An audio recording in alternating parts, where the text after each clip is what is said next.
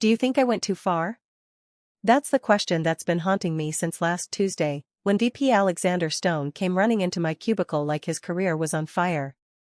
Which, honestly, it was. Let me back up.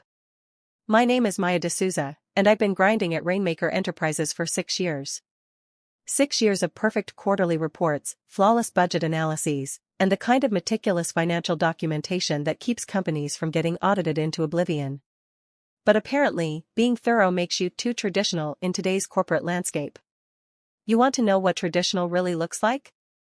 It's staying until 9 p.m. every quarter end, cross-checking every decimal point while your colleagues grab drinks at Murphy's pub down the street. It's building spreadsheet models so comprehensive that our external auditors from Patterson and Associates actually requested copies for their other clients. It's creating backup systems for backup systems because you've seen what happens when companies get sloppy with their numbers. The blow came during our monthly department meeting in Conference Room C, the one with the flickering fluorescent light that nobody ever bothered to fix. Stone stood at the head of that sterile space, his perfectly pressed Armani suit and smug expression making my skin crawl.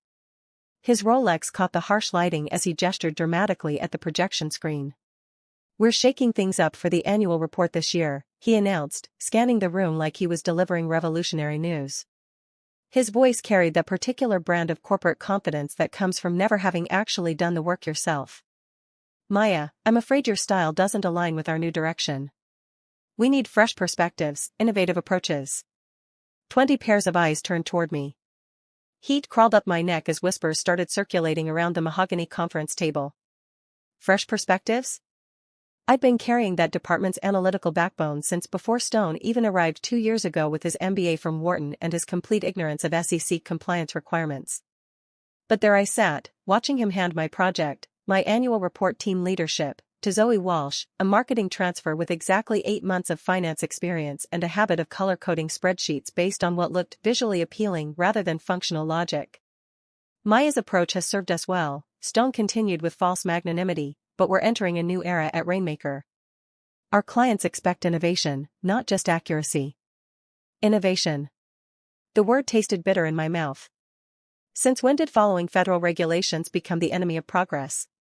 Zoe beamed from across the table, her perfectly manicured nails tapping excitedly against her iPad. She'd been Stone's golden child since transferring from our marketing division, despite her alarming tendency to treat financial projections like creative writing exercises. "Any questions?" Stone's voice dripped with false authority. I had questions. Plenty of them. Like whether he'd bothered reading the compliance memo I'd sent last month about the new FASB standards. Whether he understood that our biggest client, Meridian Corp., specifically requested our traditional reporting format because it aligned with their internal systems. Whether he realized that innovative approaches meant nothing if they landed us in regulatory hot water. But I smiled quietly and shook my head, watching my colleagues avoid eye contact. Carlos from accounting stared intensely at his coffee mug. Diane from procurement suddenly found her smartphone fascinating. Even Janet from HR, who usually had my back, busied herself with meeting notes. After the meeting, the hallway buzzed with uncomfortable energy. People clustered in small groups, speaking in hushed tones that stopped whenever I approached. The gossip mill at RainMaker moved faster than our quarterly earnings reports. "Maya, wait up." It was Diane, her heels clicking rapidly against the polished concrete floors as she caught up with me near the elevator bank. "That was completely unfair. Everyone knows you built that entire reporting framework from scratch." "It's fine," I lied, stabbing the elevator button with more force than necessary. "No, it's not fine. Stone's been gunning for you ever since the Blackstone incident." The Blackstone incident. Of course she'd bring that up. 3 months ago, I'd caught a significant error in our quarterly projections, a miscalculation that would have cost us our largest client if it had gone unnoticed. Stone had been ready to submit the flawed report until I intervened, staying up until 4 a.m. to fix the numbers and prepare corrected documentation. Instead of gratitude, I'd received a lecture about proper channels and team communication. Stone had been furious that I'd made him look incompetent in front of CEO Victoria Brennan, even though my actions had literally saved the company millions. That evening, I sat in my cramped studio apartment in Chelsea, staring at my laptop screen while rain pelted the windows. My cat, Fitzgerald, perched on the windowsill, probably wondering why his usually composed human was radiating such intense frustration. This wasn't the first time Stone had undermined me. The pattern stretched back to his very first week at RainMaker, when he'd questioned my expense categorization methods during a team meeting, suggesting I was being unnecessarily complicated. Never mind that those methods had helped us pass every audit for the past 5 years. Last year, he'd taken credit for my cost reduction strategy during the board presentation, standing confidently at the podium while I sat in the audience watching him butcher the technical details. When board member Patricia Collins asked follow-up questions, Stone had fumbled through responses, eventually having to defer to me for the actual explanations. The year before that, he'd blocked my promotion to senior financial analyst, claiming I needed more leadership experience. This, coming from someone who'd spent his previous role managing social media campaigns for luxury handbags. My phone buzzed constantly throughout the evening with texts from colleagues offering sympathy. "So unfair," wrote Carlos. "You literally wrote the template they still use for client reports," came from Diane. "Stone's an idiot," added Miguel from the IT department, who rarely commented on office politics but apparently felt compelled to weigh in. Their support meant something, but it didn't change the reality: Stone had publicly diminished my value in front of the entire department. Worse, he'd handed my responsibilities to someone completely unqualified, setting up both Zoe and the company for inevitable disaster. I opened my laptop and began documenting everything I knew about the annual report process, not to help, but to protect myself. 6 years of institutional knowledge, regulatory requirements, client preferences, and hard-learned lessons from past mistakes. If Stone wanted innovation over expertise, he'd get exactly what he asked for. The next morning arrived gray and drizzly, matching my mood perfectly. I watched from my desk as Stone conducted what he called a knowledge transfer session with Zoe in the small conference room adjacent to our workspace. Through the glass walls, I could see her nodding enthusiastically while he gestured at printed spreadsheets. Around 10:30, they emerged and approached my cubicle. Stone wore his usual self-satisfied expression while Zoe carried a stack of folders that looked suspiciously like my organized project files. "Maya, we'll need you to walk Zoe through your systems," Stone announced, making systems sound like a relic from the Stone Age. I looked up slowly from my current project, a budget variance analysis that actually required someone who understood financial principles. "Of course. How much time have you allocated for the transition?" "A couple hours should be sufficient," Stone replied dismissively. "We're not looking to replicate your exact methods. Zoe will be implementing her own approach." Her own approach to federal compliance requirements. I bit back several responses that would have been deeply satisfying but career-limiting. The handover meeting was painful to witness. I explained our data validation protocols, our cross-referencing systems, our regulatory compliance checkpoints.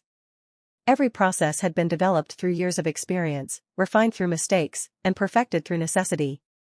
Zoe listened with the kind of enthusiastic ignorance that only comes from not understanding how much you don't know. She took notes on her iPad, occasionally interrupting with suggestions like, "Could we use a different color scheme for the charts?" Or "What if we made the executive summary more narrative-driven?" "The executive summary follows SEC guidelines for financial disclosure," I explained patiently. "The format isn't optional." "But couldn't we make it more engaging?" she pressed. "Like a story that draws readers in?" Stone beamed at her creativity. "Exactly the kind of innovative thinking we need. Maya, you've been approaching this like an academic exercise. Zoe understands that presentation matters as much as content." My jaw clenched involuntarily. Academic exercise? I'd been keeping this company compliant with federal regulations while he'd been learning the difference between assets and liabilities. "These processes exist for legal reasons, Zoe," I said carefully. "The SEC requires specific documentation standards. Our external auditors expect particular formats. Our insurance company mandates certain verification procedures."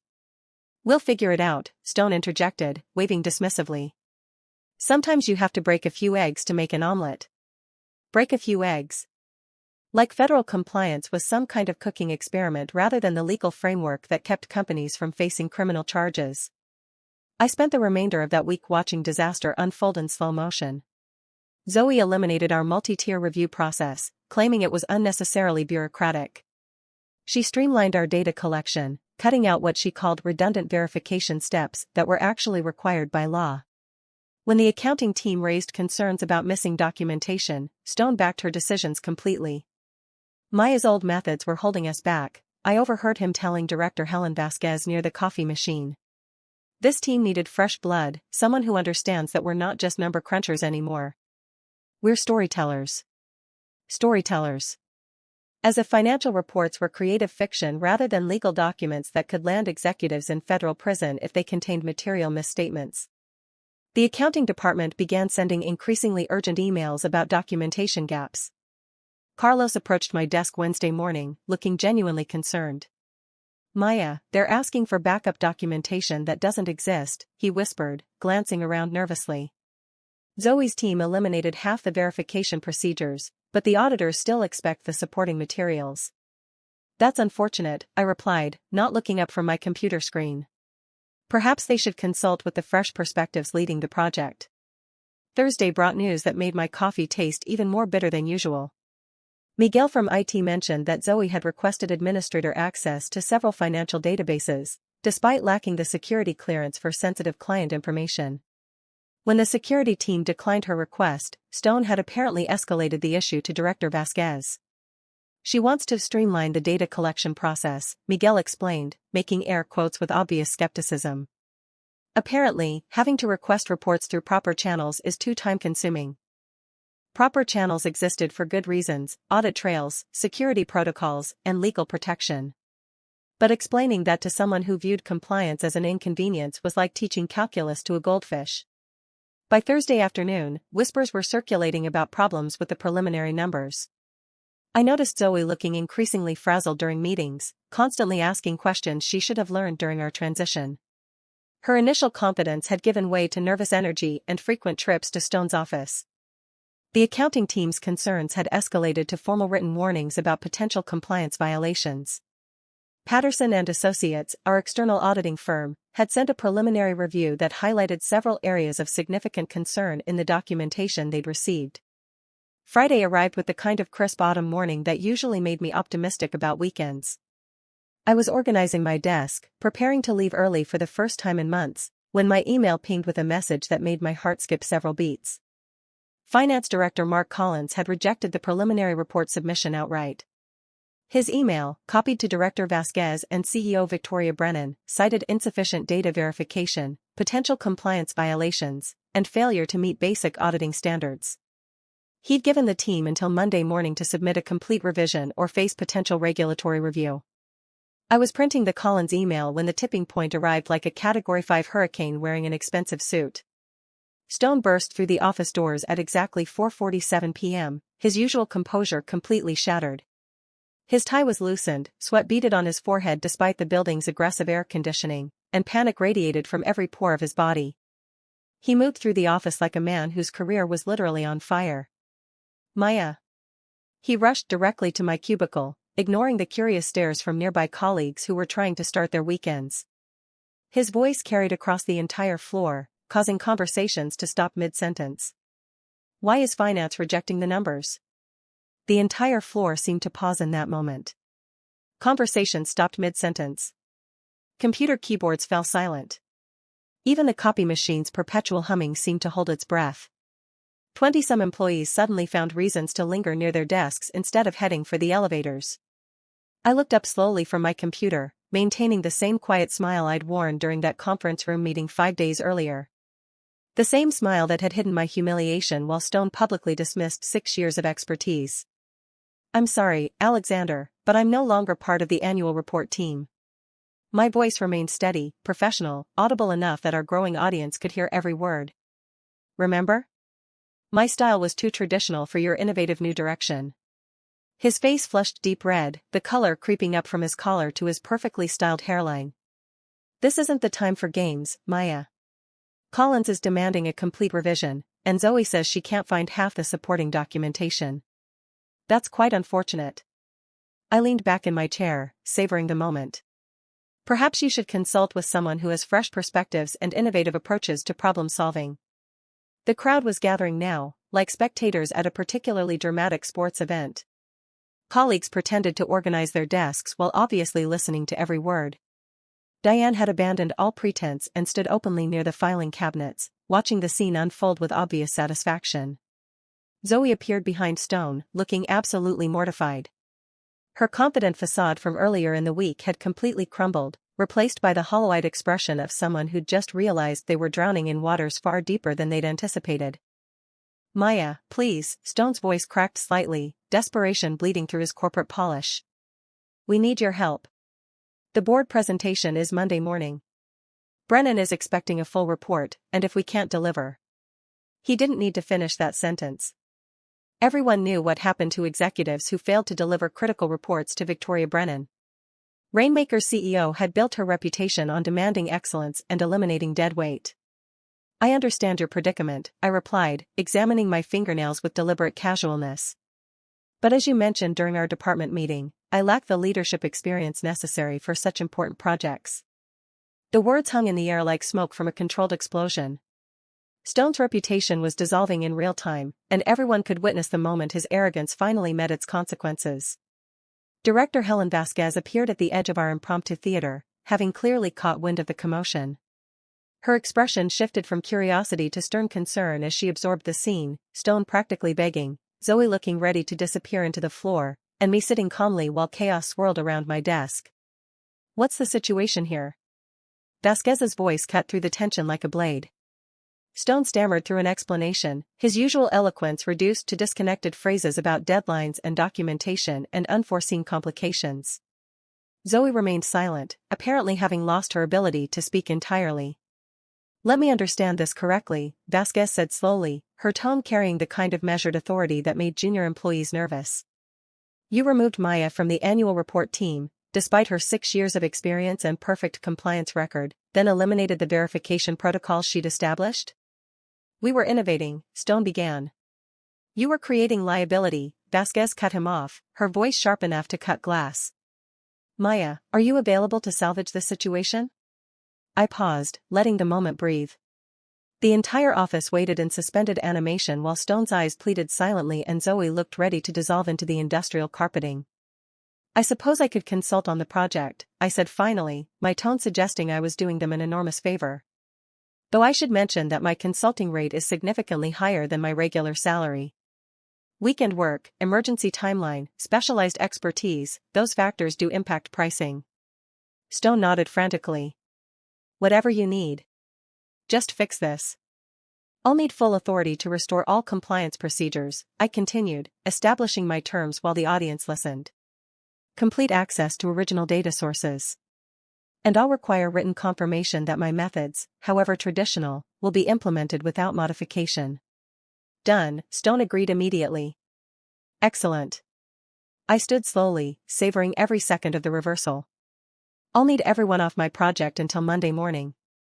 This kind of repair work requires focus." The aftermath was swift and decisive. Stone spent the weekend frantically trying to reconstruct the documentation I'd originally created, while I worked methodically through the compliance requirements that had been carelessly discarded. Zoe was quietly transferred back to marketing, where her creative approaches to data presentation would be less likely to attract federal scrutiny. The board presentation went smoothly, but not before several executives questioned how such fundamental errors had occurred. Victoria Brennan's icy expression during Stone's fumbling explanation became office legend within hours. "In the future," Brennan had said, her voice carrying the weight of absolute authority, "I expect department heads to prioritize competence over convenience." By the following month, Stone's influence had diminished considerably. Vasquez began involving me in strategic discussions that had previously been above my pay grade. Other VPs started requesting my expertise directly, bypassing Stone entirely for financial analysis and compliance questions. The company implemented new protocols requiring experienced oversight for all major financial reports. No more eliminating verification procedures in the name of innovation. No more assigning critical projects to unqualified personnel just to shake things up. Most satisfying of all was the moment Stone approached my desk 3 weeks later, his previous arrogance completely absent. He moved hesitantly, like someone approaching a previously friendly dog that had recently shown its teeth. "Maya, I owe you an apology," he said quietly, his voice lacking any trace of its former condescension. "Your methods weren't traditional, they were professional. I made a serious error in judgment." I looked up from my computer, considering his words carefully. The man standing before me bore little resemblance to the competent executive who dismissed my expertise in Conference Room C. His expensive suit couldn't hide the fact that his authority had been fundamentally undermined. "Thank you, Alexander. I appreciate that acknowledgement. Are we good?" he asked hopefully, the question carrying undertones of desperation. I smiled, not the quiet, restrained smile from that meeting, but something genuine yet professionally distant. "We're professional." He nodded, understanding the distinction perfectly, and walked away without another word. The following months brought changes that extended far beyond our department. My reputation for crisis management spread throughout RainMaker, leading to consulting requests from other divisions facing their own compliance challenges. The annual report I'd salvaged became a template for industry best practices, earning recognition from Patterson and Associates and several regulatory bodies. Zoe and I actually developed a productive working relationship once she returned to marketing. She brought valuable insights about visual presentation and client communication, while I handled the technical requirements and regulatory compliance. Her creative instincts, properly channeled, proved genuinely useful for client-facing materials. Stone learned to value experience alongside innovation, though our interactions remained strictly professional. He consulted me on major decisions, respected my expertise, and never again questioned my methods in public forums. The power dynamic had shifted permanently, and everyone understood the new reality. Most importantly, I discovered that quiet confidence often proves more powerful than loud objections. When someone questions your value, arguments rarely convince them. But demonstrating exactly what they lose without your expertise? That creates lasting change. Do you think I went too far? Some colleagues suggested I should have immediately helped fix the crisis, that letting the company struggle was unprofessional. But sometimes people need to experience the consequences of their decisions to understand true value. The annual report is now permanently under my supervision, with expanded authority to establish compliance protocols across all departments. I've been promoted twice since that Friday afternoon confrontation, and my salary reflects the reality that expertise has measurable worth. What would you have done in my situation? When someone publicly diminishes your contributions, do you argue or do you step back and let your absence speak louder than words ever could? The answer, I learned, depends on how confident you are in your own irreplaceable value.